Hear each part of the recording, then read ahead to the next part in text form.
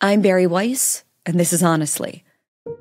Over the last month, America has been witnessing one of the biggest abortion battles in the country, at least since the overturning of Roe v. Wade. The Texas abortion ban was national news this week after the Texas Supreme Court overturned a lower court's ruling and stopped a North Texas woman from getting the medical procedure under the state's emergency exemptions. The case centered around a woman named Kate Cox in Dallas, Texas, which has some of the strictest abortion bans in the country. The state Supreme Court ruled that she cannot have the procedure despite a judge granting it. In her lawsuit, Cox says continuing the pregnancy puts her health and fertility at risk. Kate is a 31-year-old mother of two. She has a 1-year-old and a 3-year-old. And she was pregnant with a very much wanted third baby when she found out that the baby had an increased risk for a very severe genetic condition, trisomy 18. Her doctors say her fetus has a deadly condition and continuing the pregnancy threatens her future fertility, and she wants to have more children. Trisomy 18 is a genetic condition that causes major birth defects and severe developmental and intellectual delays. The condition kills 90% of the babies born with it before their first birthday. Cox went in for further testing, further scans, hoping, praying that maybe the early genetic testing was wrong. But it wasn't. Doctors told her that the best case scenario, the very best case scenario of this situation, was that the baby would survive an hour or a week, if she even survived at all.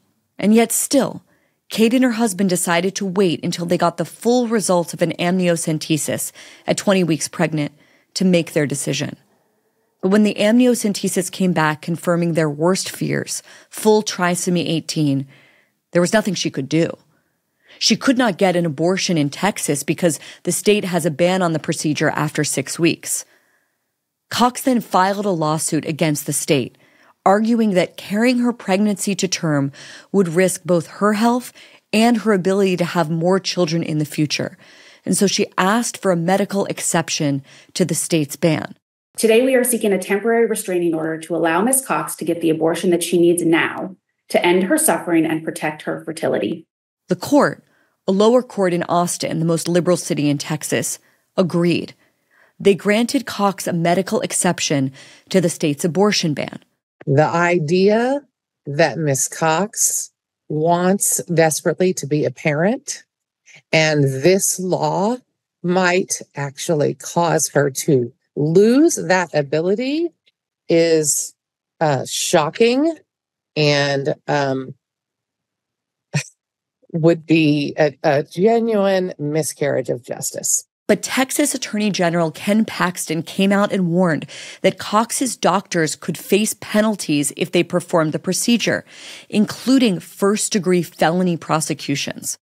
Then Paxton appealed the decision to the Texas Supreme Court, which overturned the Austin court's decision denying Cox an abortion. The state Supreme Court last night ruled against the pregnant woman who had sought an emergency medical exception to the state's abortion ban. In an unsigned opinion, the judges unanimously found that Cox's doctor did not assert a, quote, good faith belief that Cox's life was at risk, and so they would not grant an exception. On the day of the ruling, Cox said that she had traveled to another state for her abortion. In an op-ed in the Dallas News, she wrote this: "I am a Texan. Why should I or any other woman have to drive or fly hundreds of miles to do what we feel is best for ourselves and our families, to determine our own futures?" I agree.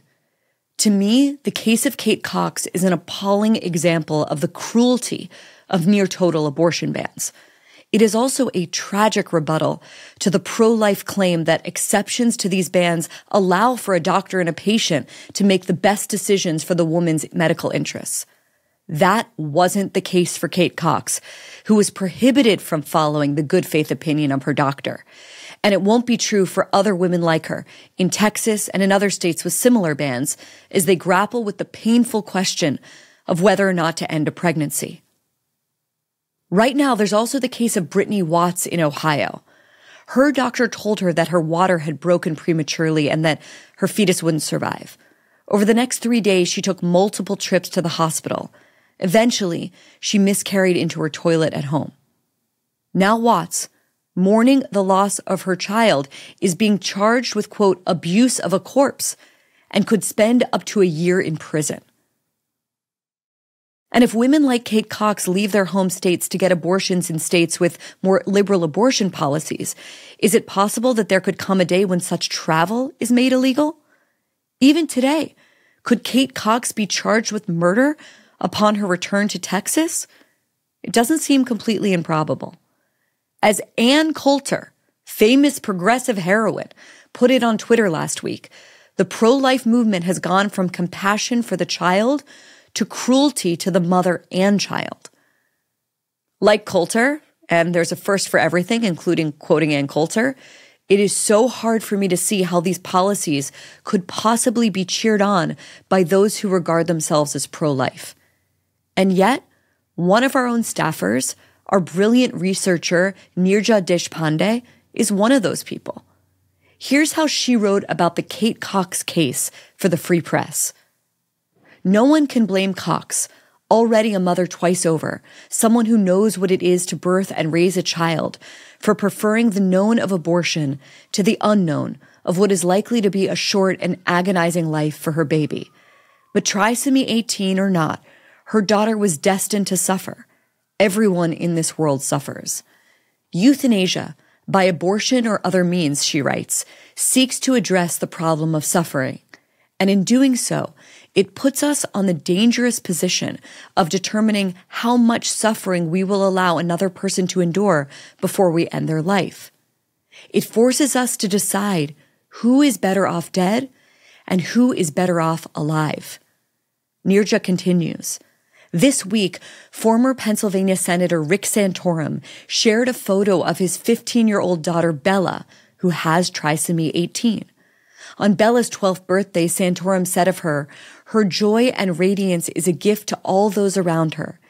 Bella is so happy and proud of herself when she rides on her tricycle, swims in the pool, rides her pony, jumps on her trampoline, and walks down the hallway in her walker.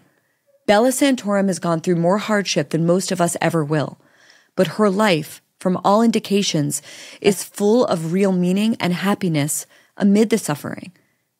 It is hard to say that Kate Cox's child should be born just to die, but in my opinion, we cannot declare ourselves to be the arbiters of human dignity and expect good results. Nirja's argument is a very powerful one. It goes like this. Who are we to decide? Who are we to play God? Who are we to determine how much suffering we will allow another person to endure? That is a very hard argument to lose. I have grappled with the fact that abortions have allowed us to decide who is and who isn't worthy of life, who gets born and who doesn't. Just look at the plummeting rates of Down syndrome over the past few decades. But on the other hand, I think of Hadley Duvall. She's a young woman in Kentucky who was sexually abused and raped at the age of 12 by her stepfather. I was raped by my stepfather after years of sexual abuse. I was 12. Anyone who believes there should be no exceptions for rape and incest could never understand what it's like to stand in my shoes. And in her state right now would not be allowed an abortion, since abortion is completely banned unless it risks the life of the mother, which, as we've seen in the case of Kate Cox, has an extremely wide and subjective interpretation. I don't want to live in a country in which Duvall would be forced to carry that pregnancy to term. Here's another thing I know. The pro-life versus pro-choice debate has flattened this most sensitive and morally complicated issue into a crude, simplified framework that serves no one, and certainly doesn't serve the truth. As Caitlin Flanagan wrote in a brilliant essay a few years ago for The Atlantic titled The Dishonesty of the Abortion Debate, and I quote, "The loudest advocates on both sides are terrible representatives for their cause. The truth is that the best argument on each side is a damn good one. And until you acknowledge that fact, you aren't speaking or even thinking honestly about the issue. You certainly aren't going to convince anybody." Take, for example, the comparisons some within my camp, the pro-choice camp, have made between abortions and minor procedures, as if abortion is nothing more or less than a tonsillectomy. That is a lie, and it amounts to nothing more than propaganda, as anyone who has ever seen an ultrasound of their baby will tell you. I had an abortion last year. It was an incredibly positive experience for me because I didn't want to become a mother. Having an abortion was the right decision for me, and I'm damn proud of it.